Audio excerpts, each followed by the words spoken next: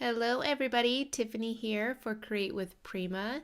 If you are new to this YouTube channel, I hope you subscribe so you do not miss out on any of the amazing videos that we share here. So I am going to be creating a mixed media canvas, and I am going to be using some rose quartz paper as my base. And also I am using a Prima watercolor panel. So I use these often in place of a canvas. I like them. They're very sturdy and hold well to all of the mediums that I put on it. So I cut down a piece of the 12 by 12 paper from the paper pack, which does not have foil. I always like to add that just in case people are looking for the one with the foil. So I cut it down to 8 by 8 and I add some 3D matte gel to adhere it to the panel.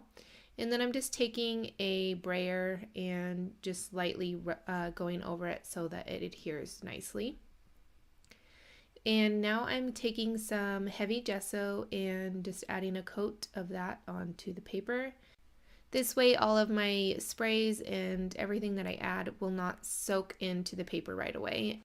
I'm taking some 3D matte gel again, and I'm going to be adhering some tissue paper. This is a really easy and cheap way to add texture to your mixed media projects, whether it is a canvas or art journal. It's really fun, and you can also stamp on your tissue paper, which adds to the end result of your project. I didn't do that today just because I knew that I was going to be adding a lot of sprays, so it was going to get covered up anyways. And I add a coat of gesso on top just so that it is nice and prepped for all of my sprays. And again, I'm going with some cheap and easy ways to add texture to your mixed media projects. So I'm taking some cardboard and I peeled away one of the layers so it is now corrugated cardboard, and it adds a lot of texture to your project. And for the most part, everybody has boxes laying around that you could do this with. So I am adding one of Frank Garcia's gorgeous frames. Of course, this is optional. You can use anything for your focal point for your project, but I have been dying to use one of these. These clay pieces, I used a IOD mold to create these, and I do a bunch of these all at once. That way I have them on hand so that I can use them whenever I want, and so I'm not messing around with clay and stuff. It just, I don't know, I most likely won't use them if I don't have them on hand. You can add anything really to add interest and texture and different elements to your project. I love the IOD molds. There are so many wonderful shapes. So what I'm doing now is, again, with the 3D matte gel, I am just placing it here and there where I know I'm going to want to add my art stones. And I use mini art stones, the regular art stones, and then in the end, I remember that I have some mega art stones, which are super cool and fun. So I put the 3D matte gel down, and then I'm going to pour on the art stones and then press them into the gel just a little bit so they're adhered in there. Finally I found a way that it works the best for me, because before I was mixing it all together and I was losing a lot of that texture from the art stones. So now I am adding the mini art stones, which just basically fills in all of those little nooks that the regular art stones didn't get into, and then it just kind of completes the whole look of all of the texture that you're gonna want for your project. And here I'm going to be adding some more gel, and then I'm gonna be adding the mega art stones. These are huge and they're super fun, and they add a ton of texture to your projects. And I made sure that I added a lot of gel so that the big art stones would press into the gel so that they would adhere really well to the whole piece. So now is one of the funnest parts of creating mixed media canvases, is that you can put on anything that you want. I have just a bunch of random things from Prima, and they're the mechanicals, and then this is one of the little spoons from Frank Garcia, and then I have the art pebbles, just a ton of different items that I'm going to be adding to my project. But you can definitely add anything. You can add buttons, you can add old watch pieces, like all the gears and just all sorts of things. This is where it gets fun, because then you can create a one-of-a-kind piece just for you, and kind of get rid of some of that junk maybe laying around in your junk drawer or just laying around your garage or anything like that. So use your imagination. It's all going to be covered up with paint anyway, so it doesn't really matter the color or anything like that, just as long as you feel it's going to create some cool interest on your project. So I am going to be adding some seashells. Even though my piece is not like beach theme related or anything like that, I just thought they were really cool and add a lot of interest to my project. And I had them laying around from a different project anyways, so I just thought I would add a few here and there. And again, they're all going to get painted. It's all going to get painted over anyways. And then you're going to add all of your paints and sprays and everything like that. So this creates fun texture and interest for your project. I am going to be adding some Crackle paste to my project. I love adding Crackle paste. This is a white one. There is clear and gold, and I think one more color. I can't remember what it is, but it adds a lot of texture and interest to your project, especially when you let it dry completely, and the cracks are just amazing. So what I like to do is I either use a paintbrush or the silicone brush, and I add the paste thicker in some areas and thinner in others. That way I can get a variation of cracks on my project. And now I'm just going to paint the whole piece after everything has dried on and it is all adhered down.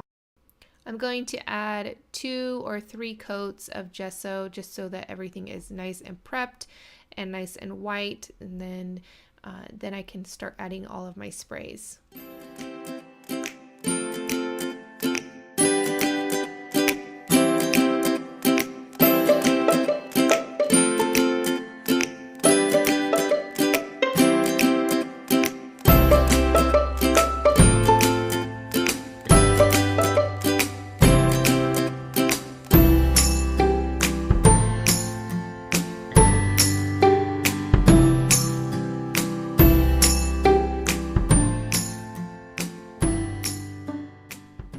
I am going to have all of these sprays that I used listed down below in the description box. So be sure to check it out if you're curious to know what colors I'm using. They're all listed down below. I am just going to explain briefly how I add the color and build up the color on my mixed media canvases and projects, and then I will just play some music and let you watch the process. So I add the color, my base color first, which is normally my lightest color, and then what I do is I add a little bit of water and then tilt it back and forth side to side and let the color just kind of flow where it wants to and get in all of those cracks and nooks and crannies, and that's where you're going to really get all of your depth, and all of that texture is going to start showing up. And then I add a darker color. In this case I added the darkest color, and then I added the middle color, which is kind of backwards, but it all ended up working out fine. So I just continue to add the color, and then I add little bits at a time, and for the most part I use a nozzle of the bottle instead of spraying it. That way I have more control over where my color is going, and then I add a little bit of water and then let it flow where it wants to. So again, I just continue to do this and build up my color, and then when I'm happy with it, I dry it and see if I need to add any more color, and then that's basically all there is to it. So you just kind of add your color where you want, build it up, let it dry, and see if you want to add more. I also always have a baby wipe or paper towel nearby just in case there is a lot of color seeping off of my piece, and then that way I could just soak it up and then also if it runs where I don't want it to, and I could just kind of dab it off.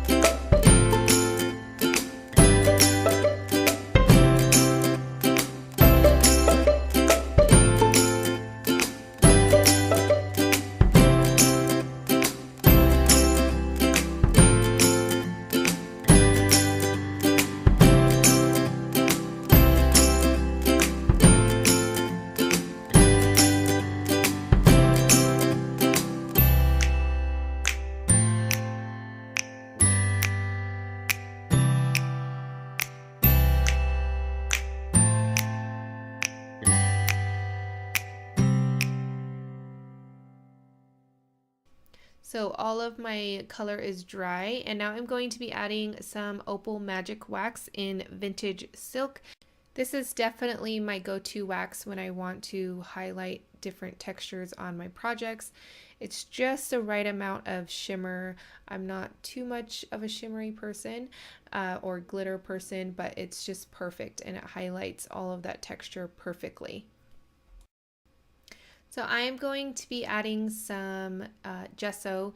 I'm just dry brushing it on. What that means is I'm taking a dry brush, nothing on it, and just lightly adding a little bit of that gesso and then just dry brushing on just to highlight a little bit more of those raised areas and all of that texture on my project. And to finish my project, I am adding more depth with the Precious Stone Color Bloom Spray, and that is going to get in all of those nooks and crannies and in all of the art pebbles and the art stones, and just finish it off, I think. So that is going to complete my project for today. I hope you guys enjoyed. If you did, share it on social media, and I hope you guys have a great day. Thanks for watching. Bye!